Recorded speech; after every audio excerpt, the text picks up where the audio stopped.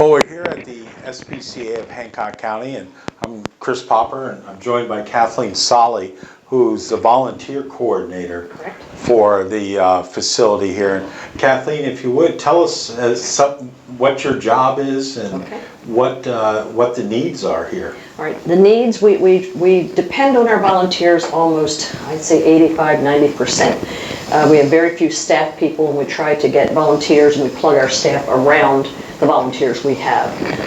They're godsends to us. That, you know, we really need volunteers. And what we really need are volunteers during the week. Early morning cat care, kennel care, you know, just general maintenance around the shelter, and also for, you know, coming in to walk dogs when the weather gets better. This is a great shelter, and we try to keep it as clean as we can, and we do that with our volunteers. So when you're talking about early morning, what time are you talking about? Anywhere from 7 a.m. on. Okay, so a little bit before school, if you're a high school student. Exactly. You could come in, if you've got a car, you can come in and either walk some dogs or clean some with the cats. Yeah, early morning is not the best time to walk the dogs because they're usually feeding them and taking care of their kennels and things like that. So we kind of keep them close to shelter at that point. But then after, you know, the cleaning and such, they get out and, you know, visit and go for walks, and, you know, whoever we have available to do that. You, as a dog walker, you do need to work with a staff member and a dog staff member. They'll teach you the commands and things like that. So, you know, we'd like to have all the dogs on the same page. Right. I mean, again, the whole idea is these dogs and cats are not going to be here forever. Hopefully not, yes. Right. I mean, we are a no-kill shelter. However, you know, it's still not like having your own home. And you want everybody to be as assimilated as possible with humans. Yes, the more social, the more adoptable. It also cuts down the risk of them coming back because they just don't fit in. Right. For whatever reason. And that's one of the things that you ask is, as part of the adoption process, is if for some reason things don't work out, that the animal is brought back here. That's correct. And that's a requirement. Exactly. We don't rehome them to somebody else. We bring them back to the shelter. Right. So if you are interested in volunteering, I'm sure there's a little, what's the process of becoming a volunteer here? Okay. We have a two-page or a one-page application, two-sided. Fill that out, tell us what you are looking to do. There's several, you know, events or maintenance or cat care, dog care, whatever. There's several categories that you can, you know, fill in. And also, you know, I don't discourage people, if you have 20 minutes just to stop by, is there something I can do for you? Right. You know, you don't have to have a set time. We ideally would love to have people come on a regular basis, like Monday from 7 to 3 or Tuesday from 7 to 4 or whatever, you know, whatever hours you can give us. But unfortunately, we don't get a lot of people early morning. And I understand that. I'm not a morning person either, so. but this is ideal really from, what's the base age in terms of you have volunteers? To be 15. Okay. That you can work on your own. Younger than that, you have to be with a guardian or a parent.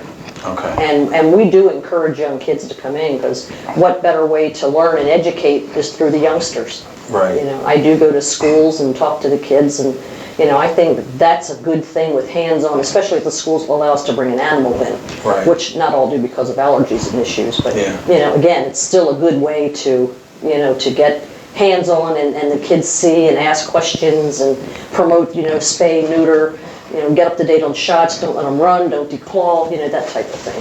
What about in terms of needs beyond that? I mean, I know that you need towels, you need kitty litter. I mean, there's needs that the shelter has on an ongoing basis. We have a wish list, and it is on our website. I think it's on maybe on our Facebook page also.